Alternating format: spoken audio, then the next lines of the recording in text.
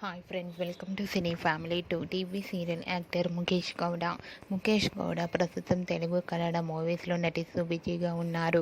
ముఖేష్ గౌడ ప్రస్తుతం గుబ్బడంత మనసు సీరియల్లో హీరో రిషి క్యారెక్టర్లో నటిస్తూ తనదైన స్టైల్లో ప్రేక్షకులను బాగా అలరిస్తూ మంచి పేరును, గుర్తింపును, సక్సెస్ను అందుకుంటున్నారు. రిషి తన ప్రతి అప్డేట్స్ని ఎప్పటికప్పుడు తన అభిమానుల కోసం షేర్ చేస్తూ ఉంటారు.